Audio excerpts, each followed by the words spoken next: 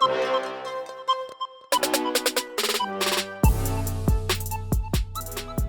Start होती है 1641 France, जहां एक स्कॉट्समैन क्लैन मैकक्लेन फ्रांस के बादशाह किंग लुइस के साथ उसके दुश्मन स्कॉट्स को भी हथियार बेचने या सप्लाई करने के जुर्म में गिरफ्तार हो जाता है। इसको दूसरों के आगे मिसाल बनाने के लिए क्लैन मैकक्लेन को मौत की सजा के बजाय लोहे का हॉट वाइट मास्क जिंदगी भर के लिए पहना दिया जाता है।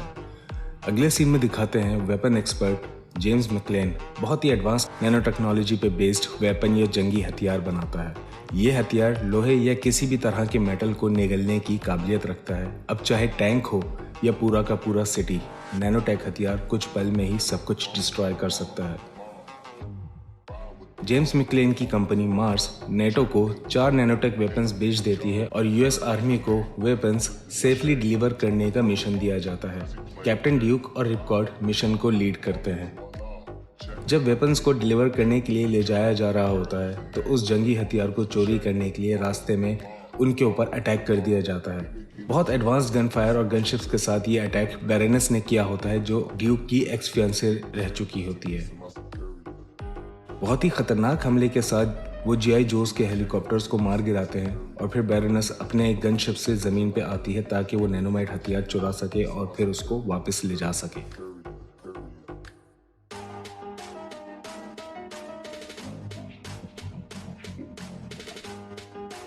ड्यूक, रिपकॉर्ड और नैनोटेक वेपन्स को बचाने के लिए वहां जीआई जोस की एंट्री होती है और जबरदस्त काउंटर अटैक के साथ जीआई जोस बैरोनेस के हमले और वेपन्स चोरी करने के मिशन को नाकाम बना देते हैं। जोस जबरदस्त काउंटर अटैक करते हैं और उनकी गनशिप्स को भी मार गिराते हैं। ड्यूक और रिपकॉर्ड को भी बचाते हैं और बैरोनेस और उसके साथियों को भागने पे मजबूर कर देते हैं।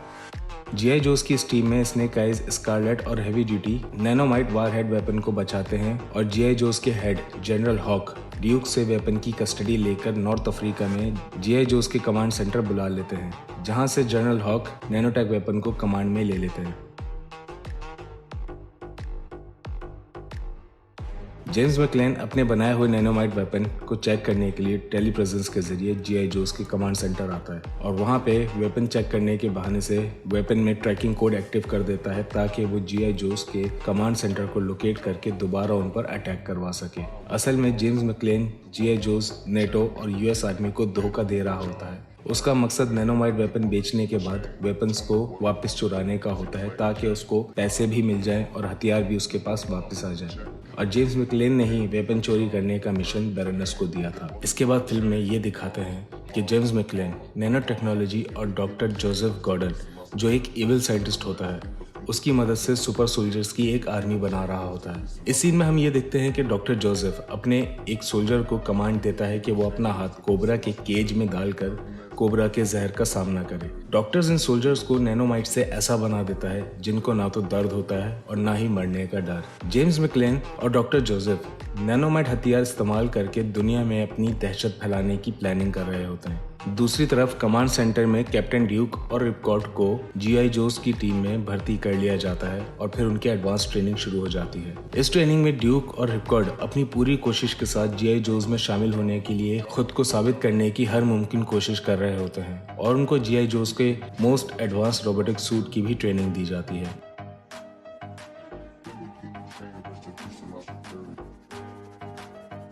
जेम्स अपनी ट्रैकिंग डिवाइस से जीआई जोस के कमांड सेंटर पर अटैक करने और नैनोटेक हथियार चोरी करने के लिए इस बार बैरोनेस के साथ स्टॉर्म शैडो और जार्टन को भी भेजता है। इस अटैक में जीआई जोस का बहुत नुकसान होता है और काफी जोस मारे जाते हैं। इस अटैक को रोकने के लिए जोस अपनी पूरी कोशिश करते हैं, लेकिन बैरोनेस का ये अटैक इतना शदीद और अचानक होता है कि जीआई जोस इस अटैक के नुकसान की वजह से हथियार चोरी होने से रोक नहीं पाते और इस अटैक के बाद स्टॉर्म शैडो और बैरोनेस नैनोमाइट हथियार चोरी करने में कामयाब हो जाते हैं और हथियार को लेकर बैरोनेस के हस्बैंड बैरन डी कोब्रे, जो एक अमीर साइंटिस्ट होता है, उसके पास वेपन एक्टिव करने के लिए ले जाते हैं, जहाँ पे स्टॉर्म शैडो बैरन डी कोब्रे के ऑफिस में घुसता है और वहाँ के गार्ड्स को मारकर डी कोब्रे की लैब पहुँचता है और उसके साथी साइंटिस्ट को मारकर उसको वेपन एक्टिव करने के लिए मजबूर करता है। स्टॉर्म शैडो और बैरोनेस का मिशन वेपन एक्टिव करवा कर उसको पेरिस के आईफल टावर पर फायर करके तबाही फैलाने का होता है और इस मिशन का जीआई जोस को पता चल जाता है तो जोस इस अटैक को रोकने के लिए पेरिस जाते हैं, जहां बहुत एडवांस गन्स और रोबोटिक सूट के साथ जीआई जोस स्टॉर्म शैडो और बैरोनेस का अटैक रोकने की कोशिश करते हैं, जहां पे स्कारलेट बाइक पे स्टॉर्म शैडो और बैरोनेस का पीछा करती है। स्नेक आइज उनकी गाड़ी के ऊपर से उनको रोकने की कोशिश कर रहा होता है और ड्यूक और रिपकॉर्ड एडवांस रोबोटिक सूट के साथ उनको टारगेट तक पहुंचने से रोक रहे होते हैं। टारगेट की तरफ तेजी से जाते हुए बैरोनेस की कार का ट्रेन के साथ एक्सीडेंट हो जाता है, लेकिन फिर भी वो अपने टारगेट की तरफ बढ़ते रहते हैं और आईफल टावर के करीब सामने की बिल्डिंग में घुस जाते हैं ताकि टारगेट पे मिसाइल फायर करने के लिए उनको क्लियर शॉट मिल सके। जोस पूरी तरह से इस अटैक को रोकने की कोशिश करते हैं,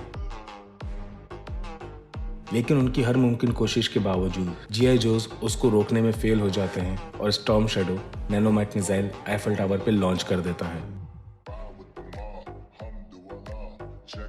इस सीन में हम देखते हैं कि नैनोमाइट कितना पावरफुल और कितनी तबाही फैला सकता है। नैनोमाइट्स एक के बाद एक हर दूसरी चीज को निगलना शुरू कर देता है, जिससे पूरा शहर खत्म हो सकता है। और दूसरी तरफ ड्यूक इस हथियार की तबाही रोकने के लिए बैरोनेस के पास मौजूद किल स्विच को हिट करने की कोशिश करता है, लेकिन बैरोनेस उसको रोकने के लिए उस पर फायर कर देती है। कैप्टन ड्यूक बहुत ही मुश्किल से इस नैनोमाइट की तबाही को रोकने के लिए किल स्विच हिट करके नैनोमाइट की तबाही रोक देता है, लेकिन वो स्टॉर्म शैडो के कब्जे में आ जाता है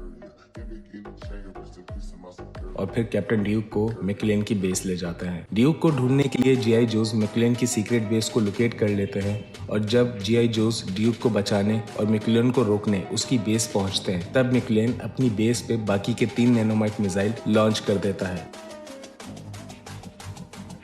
जिसमें से एक मिसाइल स्नेक आइज लॉन्चिंग के वक्त तबाह कर देता है।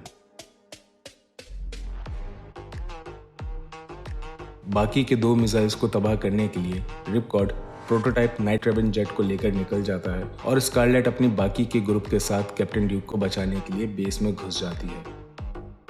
जहां पे एविल साइंटिस्ट नैनोमाइट टेक्नोलॉजी से ड्यूक को अपने कमांड पे चलने वाला सुपर सोल्जर बनाने का एक्सपेरिमेंट कर रहा होता है। एक्सपेरिमेंट करते वक्त डॉक्टर जोसेफ ड्यूक को अपना असल चेहरा दिखाता है और तब ड्यूक को पता चलता है कि ये एविल साइंटिस्ट जोसेफ एना बैरोनेस का भाई और ड्यूक का पुराना साथी होता है, जो आर्मी के एक मिशन में मारा जाता है। 4 साल पहले आर्मी के मिशन में मारे जाने वाला डॉक्टर जोसेफ, जिसका असली नाम रेक्स लुइस होता है, उसी ने अपनी बहन एना बैरोनेस को नैनोमाइट इम्प्लांट करके 4 साल से अपने कंट्रोल में कर रखा था और अपनी कमांड पे एना से सारे मिशन करवाता है और ड्यूक के अगेंस्ट अटैक करवाता है। लेकिन फिल्म की क्लाइमेक्स में एना बैरोनेस किसी तरह एविल साइंटिस्ट के कंट्रोल से निकल जाती है और ड्यूक को बचाने के लिए एक्सपेरिमेंट रूम में पहुंच जाती है। दूसरी तरफ स्नेक आइज और स्कारलेट कोबरा की फोर्स और बेस पर भारी अटैक कर रहे होते हैं और रिपकॉर्ड रेवन जेट के साथ बाकी के 2 मिसाइल्स को हवा में डिस्ट्रॉय करने में कामयाब हो जाता है। इस फिल्म की स्टोरी में ज़ाटन की कहानी ये दिखाते हैं कि वो एक बहुत मास्टर बहरूपिया होता है, जिसको इविल साइंटिस्ट नैनोमाइट्स की मदद से यूनाइटेड स्टेट्स के प्रेसिडेंट की शक्ल दे देता है और असली प्रेसिडेंट को व्हाइट हाउस के बंकर में ही किडनैप करवाकर छुपा देता है। और आखिर में बेस पे हमले के दौरान जेम्स मैकलेन का फेस बुरी तरह जल जाता है और इविल साइंटिस्ट उसका फेस लोहे का बना देता है, जैसे जेम्स के पुरखों के साथ हुआ था। मैकलेन और डॉक्टर जोसेफ जीआई जोस के हाथों गिरफ्तार होने से पहले मैकलेन को डेस्ट्रो और खुद को कोबरा कमांडर का नाम देता है